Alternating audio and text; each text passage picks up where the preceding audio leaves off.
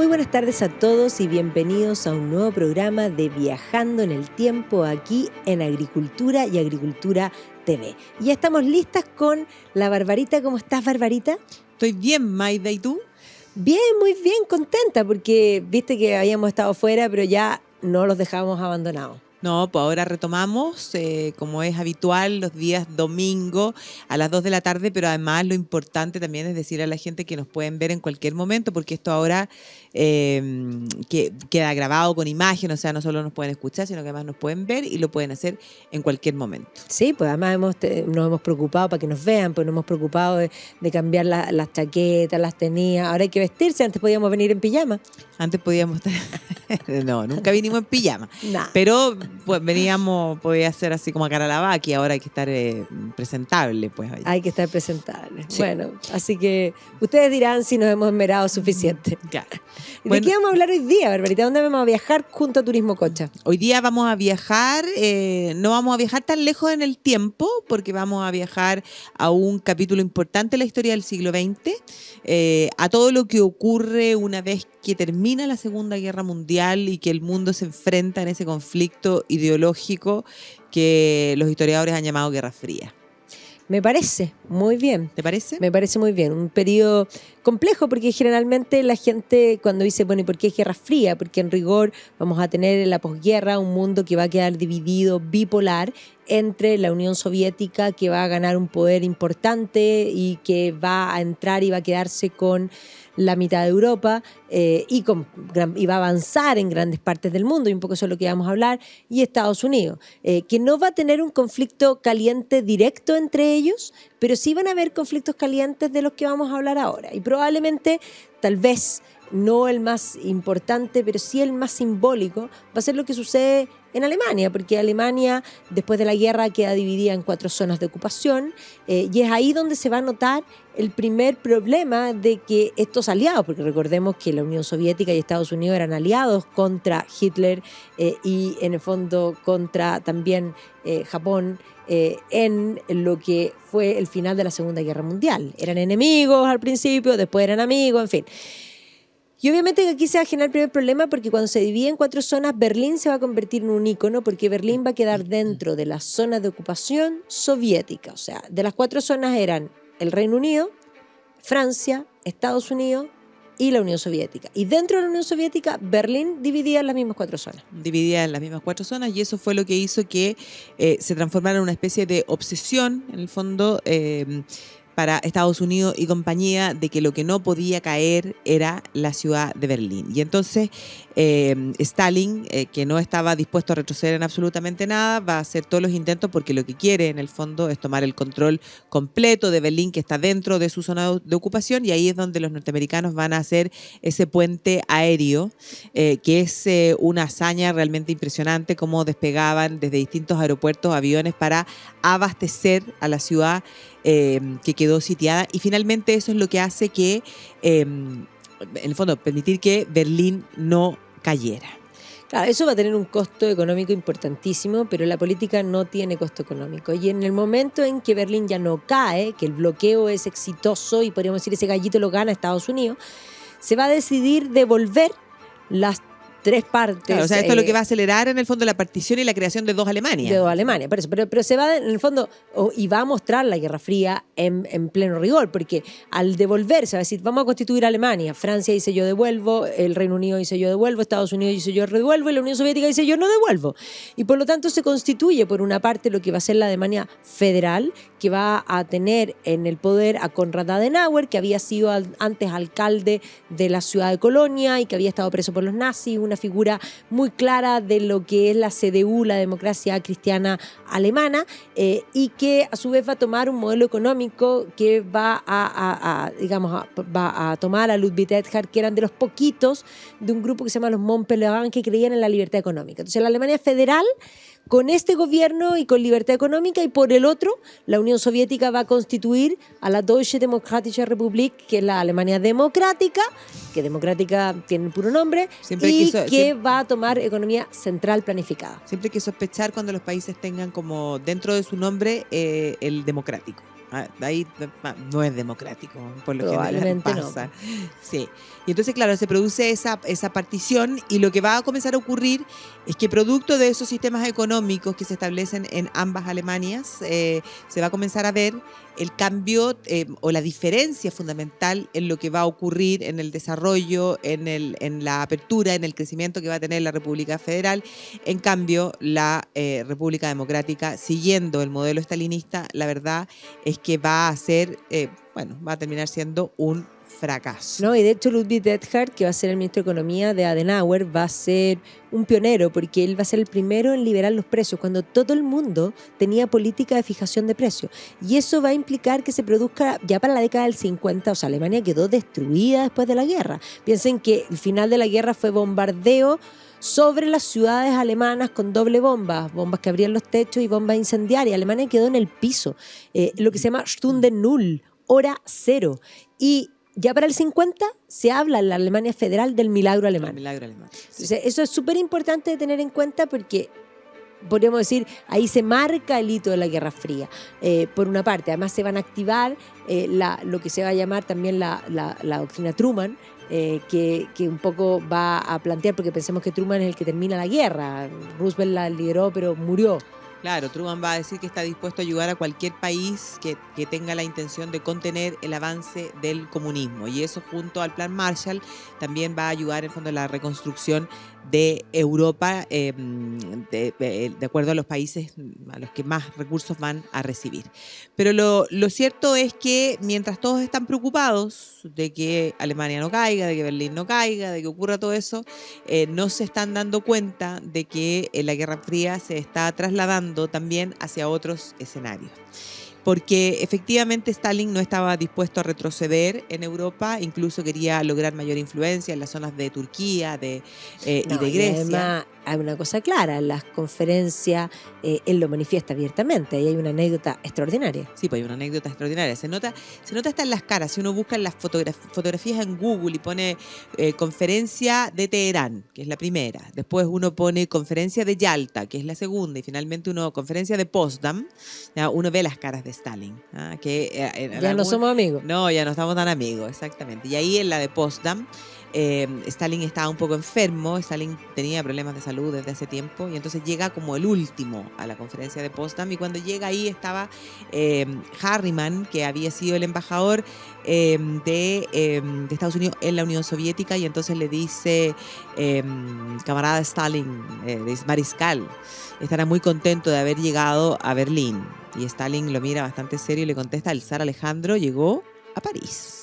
Y entonces sus ambiciones eran llegar probablemente al Atlántico, profundo. Comerse claro, toda Europa. El comunismo empezó a crecer en otros lugares y ciertamente había aprendido desde, podríamos decir, el ímpetu de los años 20, digamos del 19 con la Revolución Rusa, pero claramente, por ejemplo, en China había entrado una guerra civil, porque China va a tener una historia bastante compleja, porque efectivamente va a tener esta guerra civil que va a estar permanente, pero van a empezar las guerras sino-japonesas desde finales del siglo XIX, pero sobre todo en el siglo XX. Y eso va a hacer que esta guerra civil entre, podríamos decir, Mao Zedong y Chiang Kai-shek, porque efectivamente el Kuomintang va a terminar en manos de Chiang Kai-shek al final, no es el que lo funda, pero efectivamente ese partido nacionalista anticomunista que se van a estar lidiando, van a tener que poner entre paréntesis sus rivalidades por las invasiones japonesas.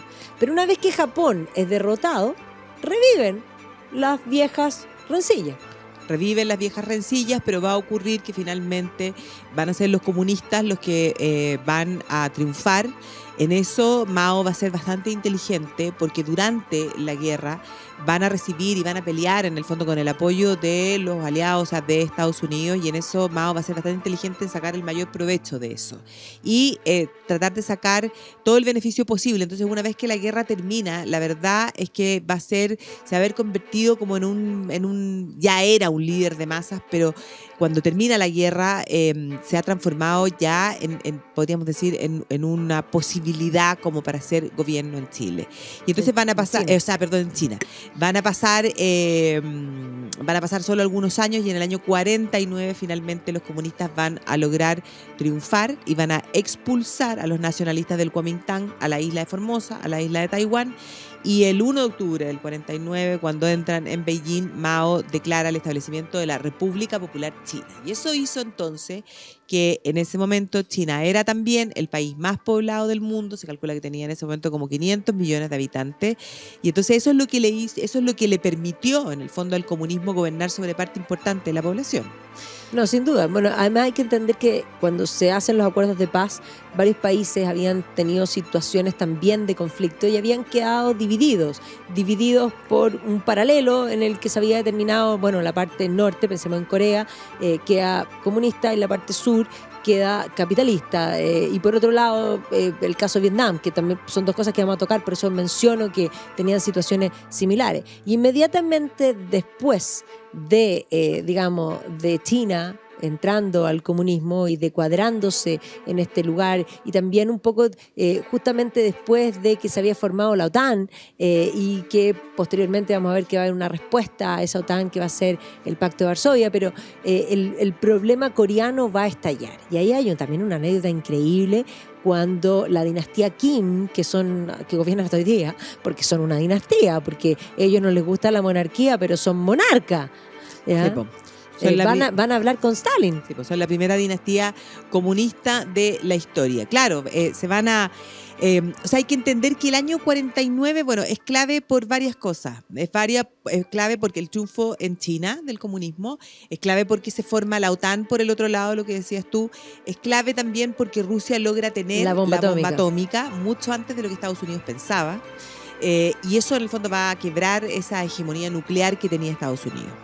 Y entonces, claro, se produce el triunfo en China y, como tú decías, Corea había quedado dividida tras la guerra en ese paralelo 38, y entonces en el norte estaban los comunistas con Kim Il-sung, que es el fundador de esta dinastía, porque ya llevamos 3 Kim Il-sung, Kim Jong-il y Kim Jong-un, que es el actual. Exactamente. Que son reparecidos. Se parecen. Se parecen en cantidad, pero este es más gordito. Sí, este es el más gordo, sí. Y establecen como tan remarcado ese culto a la personalidad, que hoy día parece algo tan como de otra época, esa cosa con esos desfiles, con todos los coreanos marchando y formando figuras en esos estadios, algo que te juro que a mí me pone como me da como miedo, así como que no, tremendo. Horror, no me gustaría. Tremendo. Además que decretando las cosas imposibles. ¿Te acuerdas que Kim dijo que en Corea no hubo COVID? No, claro. No hubo COVID. Y entonces, por decreto. Claro. Entonces, en el año 50, Kim Il-sung va a visitar a Stalin y le va a decir, en el fondo los del sur no hacen más que darme problemas. Y Stalin, como era Stalin, le contesta, bueno, golpéalo, invade. Porque la verdad es que para Stalin lo único malo que podía tener esto, y que en realidad para él no era negativo, era que se murieran coreanos. Y la verdad es que para Stalin la existencia de seres humanos muchas veces era algo que lo tenía sin cuidado. O sea, que se muriera gente era algo, sin hombres no hay problema, ¿no? Sin hombres no hay problema. Entonces, si había que eliminar, se elimina nomás. Y entonces le dice, golpéalos. Pero, muy importante, tienes que visitar a Mao, porque lo que quiere Stalin es pasarle que Mao sea el que se haga cargo de esta situación. Que se haga responsable, porque eso iba a significar mayor dependencia además de China respecto de la Unión Soviética. Y entonces Kim Il-sung va a donde Mao, y Mao se cuadra y dice, le pone a disposición unos poquitos soldados veteranos de la guerra civil china. Y entonces ahí se produce, el día 25 de junio, se produce el inicio de esta guerra cuando traspasan el paralelo 38, que era como el emblema. Claro, el Inmungun, que era el ejército de Corea del Norte, que estaba muy bien aperado, traspasa el paralelo 38 y empieza la guerra de Corea. Y el problema es que la guerra de Corea va a ser como un tira y afloja, o sea, van a avanzar los comunistas, Estados Unidos va a hacer el contraataque con MacArthur a cargo, van a pasar el paralelo 38 y se lo van a llevar así, pasando para allá y para acá el paralelo 38, hasta que, en el fondo, las tropas de Estados Unidos, con el apoyo de la ONU, que ahí habían canadienses, le mandaron de todas partes, van a llegar prácticamente a la frontera con China, en el río Yalu, que es la frontera entre Corea y China, entre la península de Corea y China. Y ahí va a ser Zhou Enlai, en la mano derecha de Mao, el que va a decir, no sigan, porque vamos a atacar. Y MacArthur se equivoca y dice, no, los chinos no se van a inmiscuir en la guerra, pero sí se inmiscuyeron. No, y los hicieron retroceder, pero con todo. O sea, la mayor retirada, una de las mayores retiradas del ejército norteamericano de la historia. Arrancaban como podían para lograr traspasar al otro lado del 38. Y al final la guerra queda ahí, se firma un armisticio y eso es lo que hace que Corea Pero siga muere una estando cantidad de gente impresionante. O sea, si uno lo compara con...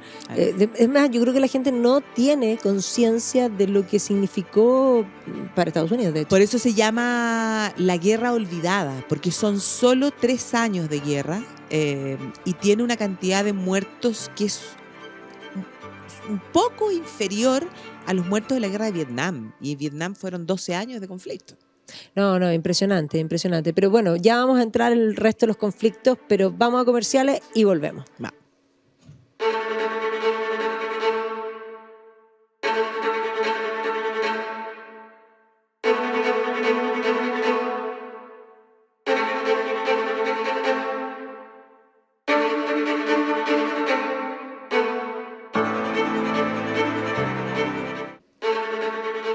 Y estamos de vuelta aquí en Viajando en el Tiempo, hablando de la Guerra Fría. Abordamos lo que es el origen, porque todavía nos falta de Berlín, porque Berlín va a ser un ícono permanente en toda la Guerra Fría. Y un poco entramos en lo que fue la Guerra de Corea. Pero efectivamente, bueno, Corea fue, podríamos decir, mantuvo la frontera a un costo humano altísimo. A un costo humano altísimo y con consecuencias hasta el día de hoy. Pues, o sea, cada vez, porque Estados Unidos sigue apoyando a Corea del Sur y uno ve en la actualidad, cada vez que Estados Unidos hace ejercicios, en el fondo militares con Corea del Sur, bueno, Kim Jong-un responde y amenaza con que tiene misiles que pueden llegar a cualquier parte del mundo y cada cierto tiempo vemos en el fondo tensión en aquel lugar. Se va a producir un cambio en la presidencia de Estados Unidos cuando llegue Eisenhower, que llega en compañía de Nixon, los dos abiertamente comunistas, y eso hace que pasen algunas cosas también en aquel momento dentro de Europa. Bueno, Europa por una parte siempre desconfió de los americanos, muchos tenían una posición bastante antiamericana, sobre todo Francia, y por lo tanto va a comenzar a unirse entre ellos. Entonces van a empezar las primeras intenciones de constituir una unión. Entonces va a comenzar primero la Benelux y después eso va a ir avanzando en la comunidad del carbón y el acero, la CECA, y posteriormente esa idea de la Unión Europea, que además va a implicar una grandeza no menor, particularmente porque Alemania y Francia habían tenido 3 guerras a cuesta, o sea, 1870 la guerra franco-prusiana, que culminó con la unificación de Alemania y el Segundo Reich. Luego el Segundo Reich llevó a la Primera Guerra Mundial, por lo tanto se enfrentaron nuevamente, y después el Tercer Reich llevó a la Segunda Guerra Mundial, se volvieron a enfrentar nuevamente. Pero aquí Konrad Adenauer, la República Federal, va a terminar abrazándose con Charles de Gaulle y formando Europa. También hay que entender que, por una parte, la comunidad internacional había comprendido que Alemania no se la podía castigar y la habían incorporado también a la OTAN, estamos hablando del año 54, y Alemania Federal va a lograr una independencia de los aliados, porque al principio estaba tutelada. Y ahí es donde, ojo, Adenauer va a hacer cosas increíbles, porque Adenauer, un poco pasando a llevar las órdenes de la ONU, básicamente, y de Estados Unidos, va a visitar la Unión Soviética para negociar con Nikita Khrushchev poder traer a los prisioneros de guerra.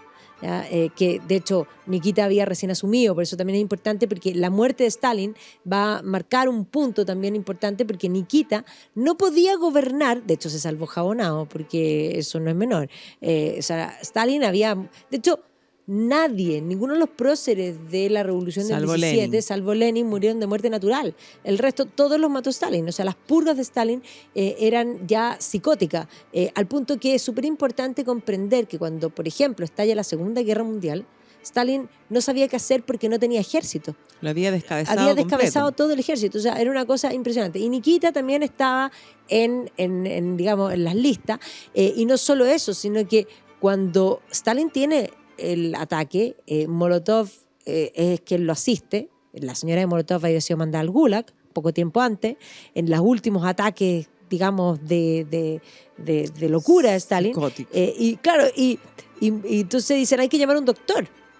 De partida no habían doctores, no porque había nadie. Dicen, no llame a nadie. Había hecho una purga contra los doctores también. Sí, pues había hecho una purga contra los doctores también. Era una cosa increíble. Entonces, cuando muere Stalin. Nikita cuenta los horrores de Stalin. Se produce lo que se llama la desestranización, porque nadie puede gobernar después de Dios. Hay algunas versiones que dicen que Nikita habría dicho que en ese momento la Brent-Iberia, que la Brent-Iberia muere poquito tiempo después, Sí. la Brent-Iberia habría dicho, yo lo maté y los salvé a todos. O A sea, todos los que quedaban. A todos los que quedaban, que estaban todos más encargados que pan amasados, o sea, una cuestión impresionante. Pero bueno, eso va a provocar que, por ejemplo, que la Guerra Fría, que se veía como que se descongelaba, se vuelva a firmar. Se hablaba no se de ablanda nada. coexistencia pacífica y deshielo. Claro, pero la verdad es que cuando Hungría se levanta, Nikita va a responder con cañones. Y posteriormente va a ser Nikita, ya vamos a hablar de eso, el que construye el muro de Berlín. Exactamente, pues va a ser eso. Y antes de que eso ocurra, hay que pensar que si hablan de coexistencia pacífica y deshielo, bueno, en el año 55 se crea el Pacto de Varsovia, que era en respuesta a la OTAN. Y aparte también, en esa misma época es cuando la Guerra Fría se nos viene al continente americano a raíz de lo que comienza a pasar en Cuba. Claro, Cuba el año 59. En que se va a producir el triunfo de Fidel Castro, y hay que entender que, claro, en Cuba estaba en el gobierno Fulgencio Batista. O sea, Cuba en el fondo, sí, en resumen, como para tenerlo claro, Cuba había sido parte del Imperio Español hasta el año 1898, había peleado una guerra con España a partir de ese año, 1897-1898, con el apoyo de Estados Unidos, y efectivamente logran vencer a España, y cuando vencen a España, España pierde sus últimas colonias, que eran Cuba, Filipinas y Guam. Claro, y Filipinas y Puerto Rico. Y Cuba, bueno, era como la perla del Caribe. Y entonces Estados Unidos acepta la independencia de Cuba, que Cuba sea una república, que tenga una constitución, pero resulta que en el Congreso norteamericano se aprueba la enmienda Platt. Es decir, si Cuba quería ser una república independiente, tenía que incorporar en esa constitución la enmienda Platt, que en el fondo decía que Estados Unidos tenía el derecho de intervenir en cualquier momento Cuba. Y entonces era libertad con enmienda, constitución con enmienda o nada.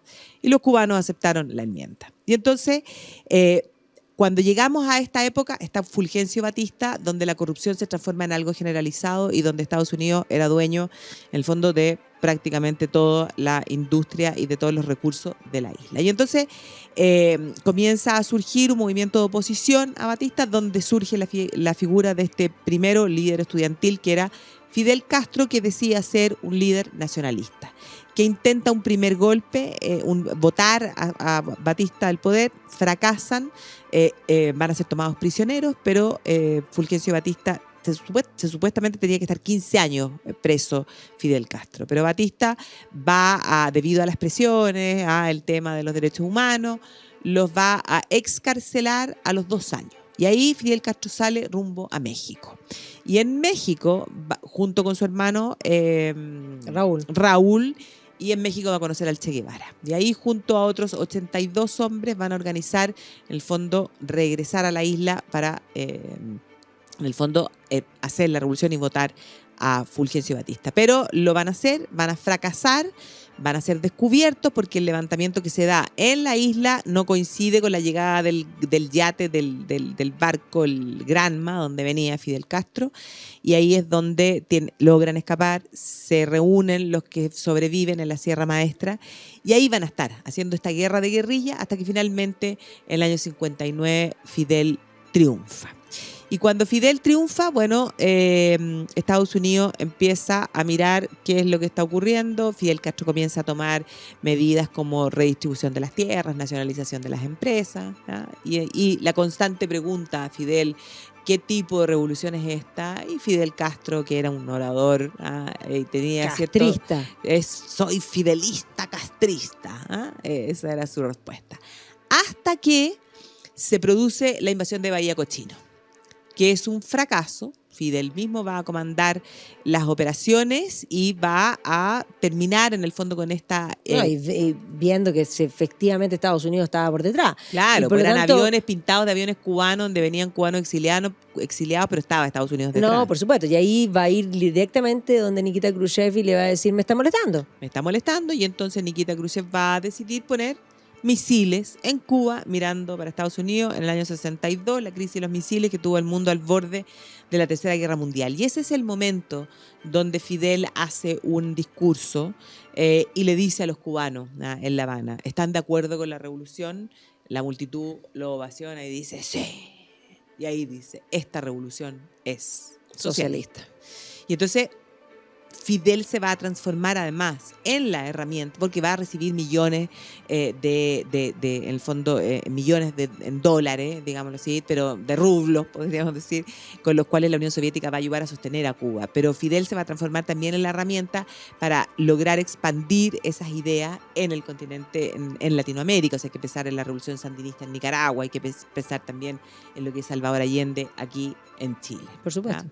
Así que la Guerra Fría se nos viene para acá. Pero justo ahí también es el momento en el que en Alemania, en Berlín, ¿ya? Se produce el muro, porque la verdad es que el gran problema es que el contraste entre las dos Alemanias y de los dos modelos económicos, mientras una crecía y crecía y crecía, el milagro alemán, la otra decrecía. Y aquí queda clarísimo, Alemania es el mejor ejemplo en un sustrato cultural idéntico, en unas condiciones de haber quedado golpeada y destruida con alemanes idéntica, a uno y al otro lado. Alemanes en Stunde Null en los dos lados.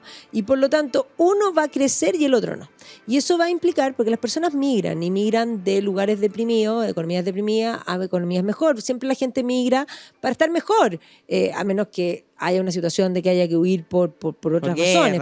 Pero en general la gente cuando busca migrar, busca estar mejor. Entonces van a empezar a migrar de la Alemania democrática a la Alemania federal desde el año, podríamos decir, desde el 45 al 61, la cantidad de alemanes que cruzan empezaban a mostrar que la Alemania democrática iba a ser inviable. Entonces, los hace médicos, tiempo los profesionales todos los profesionales se iban. No, y de hecho, a salir de la universidad y partían para el otro lado. Bueno, de hecho, hay fotos con albergues. O sea, Alemania Federal tenía albergues permanentes de estos alemanes de la Alemania Democrática que llegaban, y estos lugares para reubicarlos, en fin.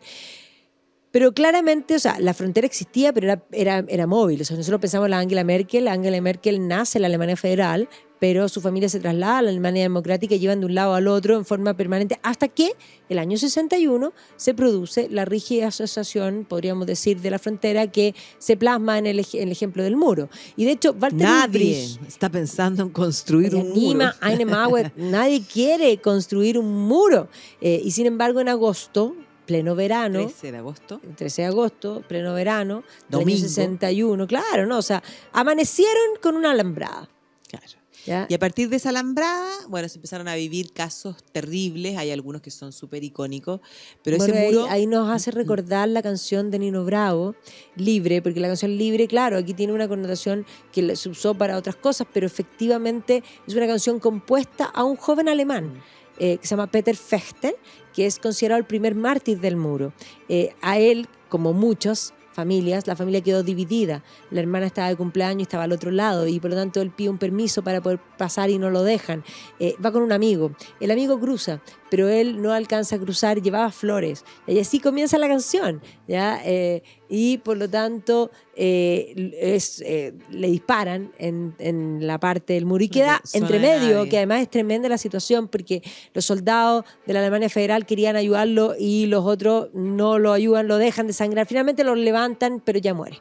Y él se convierte en el primer mártir, pero así hay muchos. Hay muchísimos, hay muchos casos de gente que murió en este muro, que además se va a ir sofisticando, se le va a ir poniendo cada vez mayores dificultades para quienes, porque el muro también va a significar que aparezcan la creatividad más extraordinaria para encontrar métodos para poder salir. O sea, gente que lo hacía nadando, vestido con trajes de buzo, gente que lo hacía en globo aerostático, gente que tomaba los camiones o cualquier tipo para tratar de botar. Los autos con tanque de benzina, claro, una cosa gente impresionante. Escondida en estas, como donde se guardan los cables de alta tensión, así como una de esas especies de que pasan como unas ruedas gigantes. O sea, ya los túneles. era una cosa realmente impresionante. Y entonces, claro, en la Alemania democrática, ya, Ulbricht, después Honecker, sobre todo, van a ir encargándose de esa sofisticación. Ya va a haber un muro de primera, de segunda, de ¿no? Y tercera, después van a planeaban. ver, en el fondo también van a traer soldados de distintos lugares para que no se conozcan y estén dispuestos a disparar, y después se dan cuenta que el ser humano a veces no está dispuesto a disparar porque sin la ética natural, la moral natural, te llama a no disparar, y por lo tanto se van a poner torretas de disparo automático. Exactamente, que frente a cualquier movimiento lo que hacía era disparar y no tenía que hacerse ningún No, y cuestionamiento ese fue ético. Honecker, y Honecker Honecker, terminó aquí claro, albergado porque era una muy buena claro. persona. Estamos Aquí hablando de un terminó. violador sistemático de los derechos humanos. Pero aquí terminó con todos los honores, sí. Exactamente. Sí. Entonces, el muro de Berlín yo creo que es uno de los capítulos más trágicos, más tremendos de la historia y del que más se debiera aprender. Pero han querido como hacer como que en realidad el muro lo construyeron porque era mucha la gente que quería ir a Era vivir una barrera antifascista. Nada que ver. Claro. Ya, es más, el único muro curioso, porque muros ha habido mucho en la historia, pero todos se construyen para que la gente no entre. Y este es el único muro que se construye para que la gente no salga, para literalmente encerrar a toda una población. Pero hay muchos más eventos en la Guerra Fría que después vamos a hablar del muro un poco para terminar con esa historia, porque el muro es el símbolo. Que los vemos, ¿te parece, después de comerciales? Me parece. Volvemos.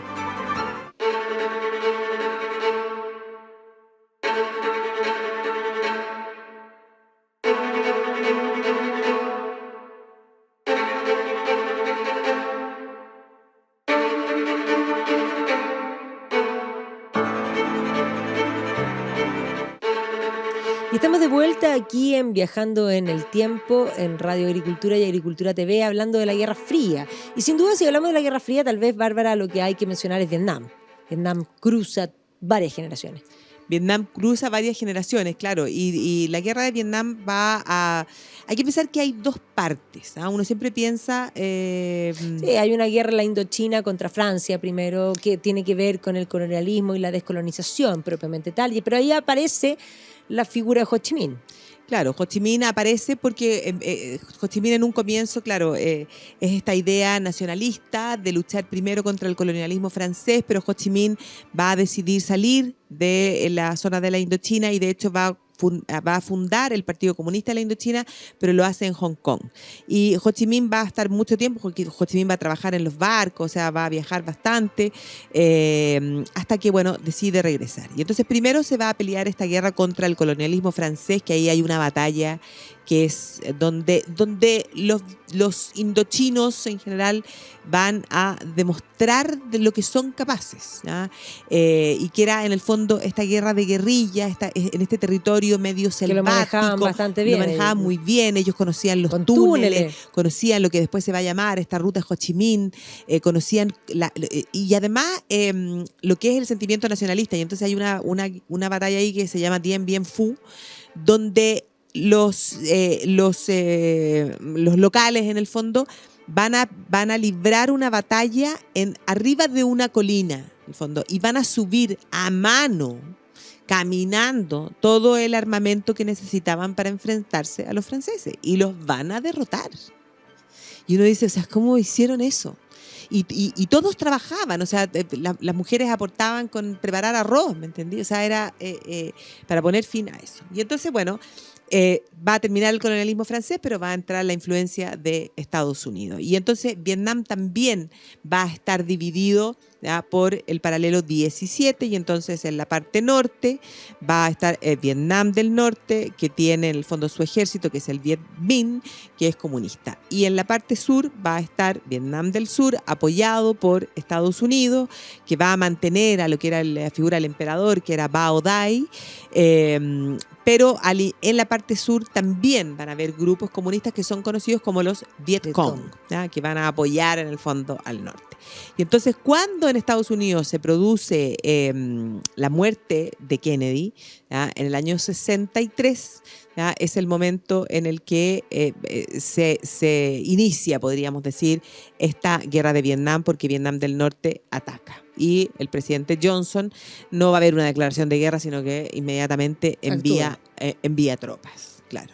Y lo cierto es que aquí lo que va a pasar es que Estados Unidos en el fondo nunca entendió, nunca comprendió muy bien la guerra que estaba peleando, porque Estados Unidos No, y de hecho creía... ahí hay una anécdota genial, porque Lyndon Johnson le manda una carta a Franco, Claro. preguntándole, pidiéndole opinión, porque Franco había tenido que pelear la guerra. Claro, España había mandado ayuda humanitaria, ¿ah? Médicos y cosas así, pero no No, por eso, pero ahí apoyo militar. le pregunta, y Franco le dice, sale de ahí.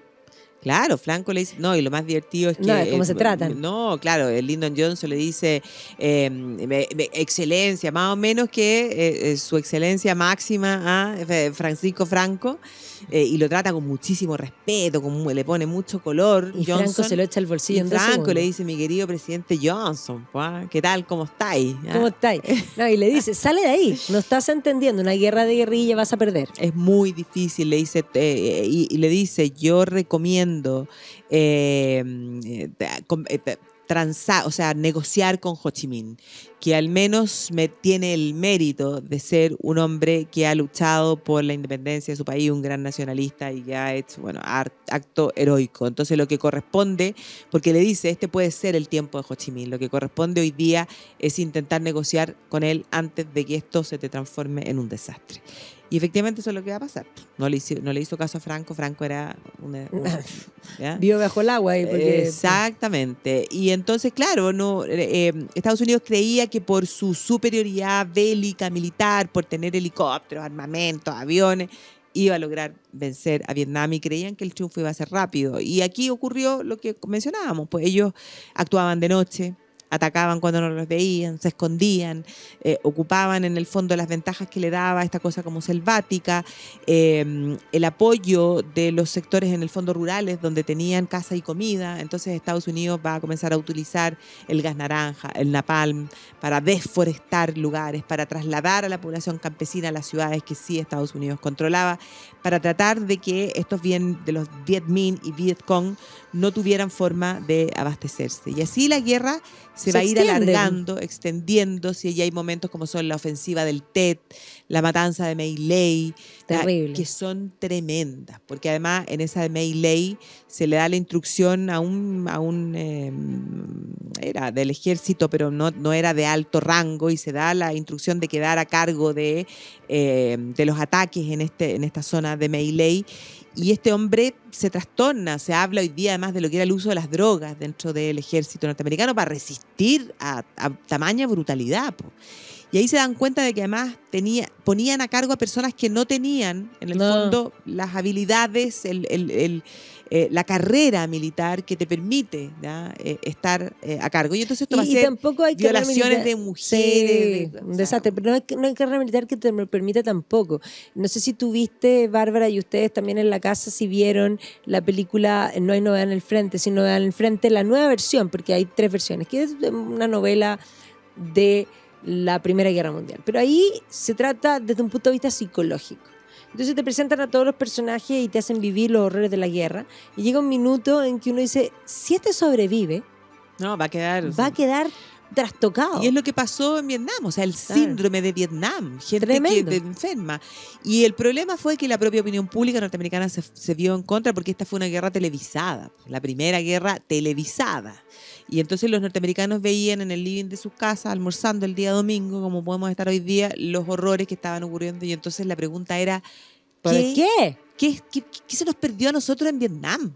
Claro, y además esto tiene que ver también con todo lo que va a ser, por una parte, el auge desde la Escuela Crítica de Frankfurt, el estructuralismo, el existencialismo, la Revolución de Mayo del 68, que se va a combinar desde el marxismo con este pacifismo y en el fondo Vietnam va a servir también, sin duda era algo insostenible, pero el pacifismo se va a combinar. Va a haber una serie de combinaciones que van a hacer que finalmente la popularidad de la guerra se vaya al suelo. Claro, al punto que Johnson decide no presentarse a la reelección. O sea, no Se quería lava las ser... manos, cual Poncio Pilato. No quería ser el primer presidente de Estados Unidos en perder una guerra, tú comprenderás. Pues, y entonces Nixon va a ganar la presidencia, y cuando Nixon asume trata de buscar una salida decorosa al conflicto y dice, bueno, vamos a ir retirando tropas, vamos a sentarnos a negociar. Entre medio muere Ho Chi Minh y las negociaciones se extienden durante bastantes años, hasta que finalmente llega el momento en el que las tropas norteamericanas se retiran, pero se dan cuenta de que tampoco pueden dejar a Vietnam del Sur sin ningún tipo de apoyo, porque la guerra sigue. O sea, Estados Unidos se retira, pero los vietnamitas del norte siguen y quieren tomar el control del país completo, y los norteamericanos comienzan a tratar de sacar gente, no solo los norteamericanos. No, y ahí vienen los arranques, no, pero ya gente, una cosa tremenda, subiéndose así, pero colgando de la rueda del helicóptero, una cosa. Y los helicópteros iban muy pesados, y entonces algunos que había que tirar gente cayeron. para abajo. Sí, no, o sea, una cosa horrorosa. Y la guerra, bueno, se prolonga hasta que finalmente son los comunistas los que logran entrar en Saigón, en el palacio de Saigón, y ese es el momento que marca el triunfo del comunismo en Vietnam. Estados Unidos se había retirado sus tropas antes, pero la verdad que ese momento, esa foto icónica en el que el tanque está pasando por la reja, bueno, tiene que haber sido para Estados Unidos un golpe, un trago bastante amargo.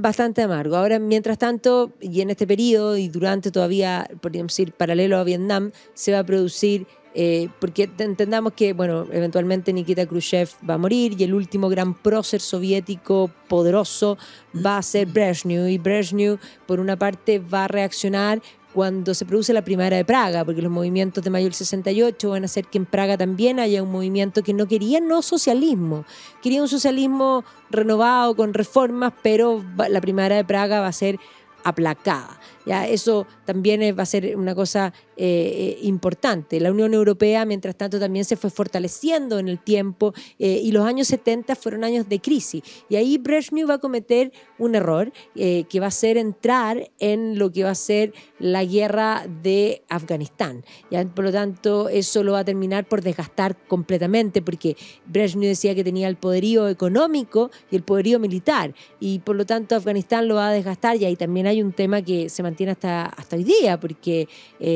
ahí Estados Unidos también va a intervenir.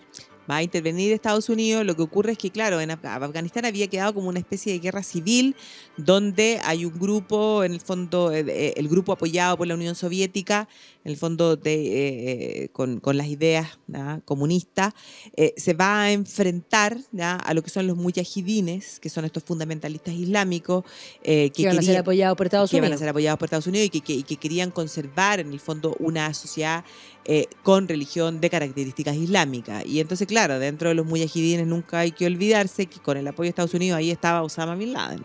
Obvio. Entonces la guerra de Afganistán tiene consecuencias importantísimas, y la zona del Medio Oriente, bueno, sigue siendo todo ese sector Medio Oriente y hacia donde está Afganistán sumamente convulsionado hasta el día de hoy. Ahora, Afganistán va a desgastar a la Unión Soviética, pero también hay que entender que estamos en la crisis del petróleo. El petróleo, si la crisis del petróleo va a afectar a todos, porque los 70 son cero glamorosos, excepto la onda disco, es lo único glamoroso. Y porque nosotras nacimos en el 70, ¿qué te pasa? Bueno, por supuesto, lo más glamoroso de la década del 70 somos nosotros. Ya, bien a fines del 70 nacimos, sí. No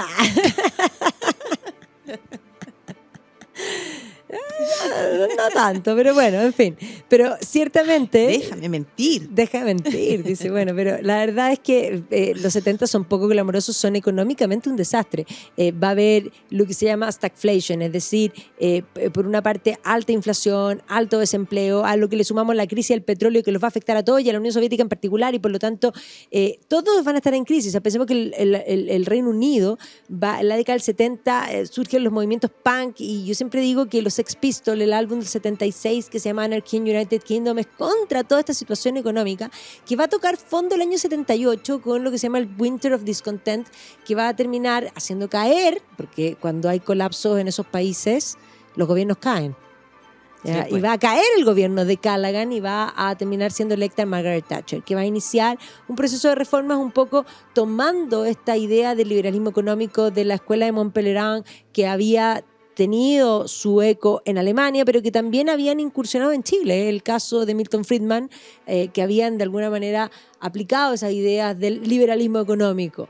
¿Ya? Y ella, en el fondo, va a volver al liberalismo y va a empezar a hacer crecer el Reino Unido. Primero va a haber una contracción y bastante, pero ella va a poner mano firme a todos los movimientos y va a insistir en privatizar, incluso hasta las casas, porque el gobierno de Clement Attlee había convertido al Reino Unido en el país más socialista después de la Unión Soviética. Y ella, ordenando esto, además se va a convertir en un símbolo político contra el muro. Y a eso, si le sumamos que el año 80 llega al gobierno americano Ronald Reagan, y si le sumamos que el año 78 llega un papa polaco, comienza a haber unos terremotos grados 10 detrás de la cortina de hierro. El gran error de la Unión Soviética fue aceptar la visita de Juan Pablo II a Polonia, porque esa fe que supuestamente había muerto, porque el comunismo se había encargado de matar la religión. Pero lo que siempre sucede es que todos aquellos que han tratado de matar la religión, lo único que hacen es que reviva con más fuerza. Es igual que el fuego. Cuando se quema algo, ¿viste que el pasto sale verdecito? Bueno, tal igual. Y eso va a ser lo que va a suceder. Claro, pero ahí hay que darle cierto mérito, porque a uno puede...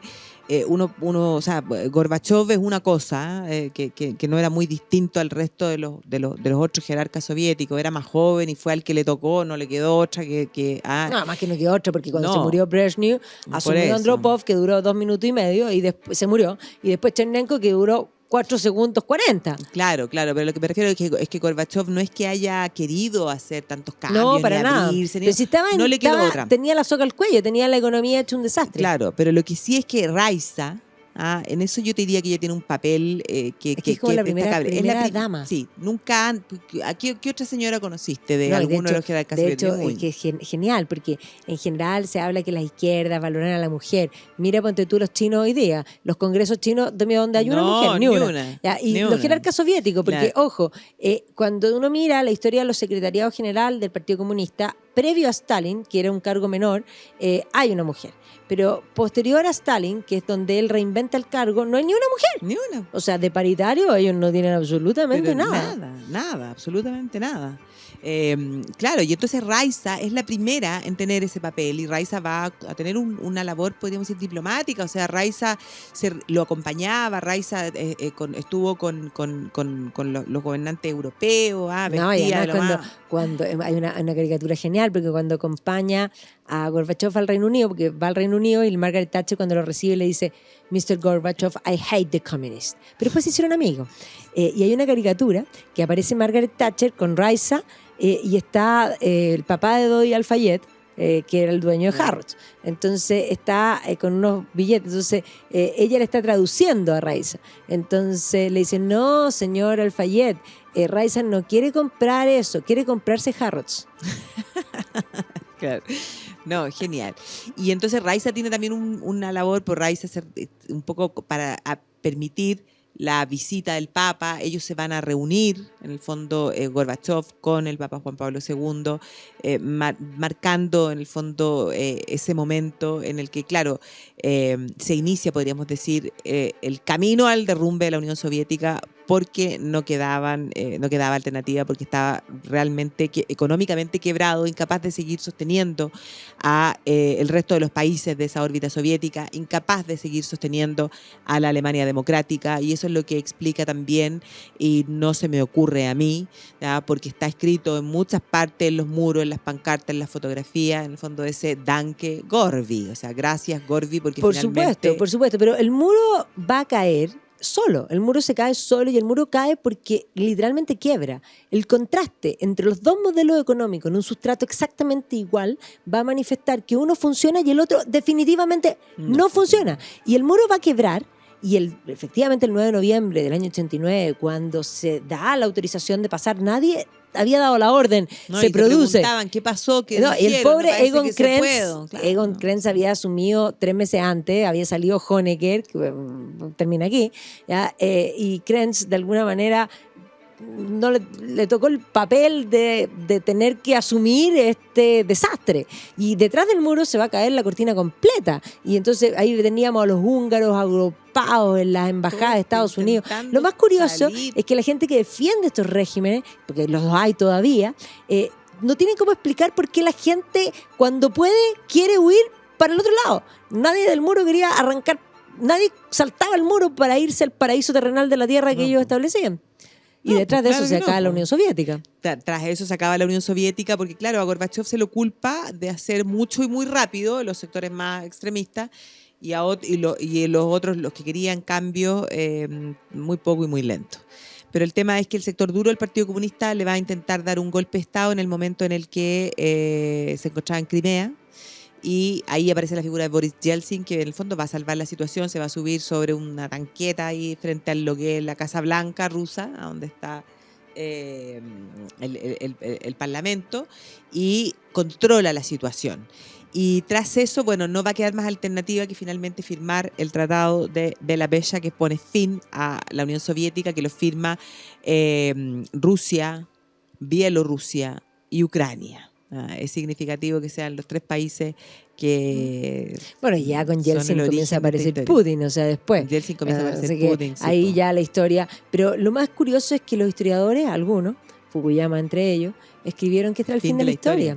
Pero la verdad es que, como dice una muy buena caricatura, que yo la tengo ahí en mis clases, que dice, dicen que el comunismo se murió, pero nadie lo enterró. Así que bueno, ya será para otro capítulo que hablemos Faltó esa parte. del no entierro y qué pasó después. Pero Sí no es es. menor. Pero bueno, a todos ustedes nos vemos la próxima semana aquí en Viajando en el Tiempo.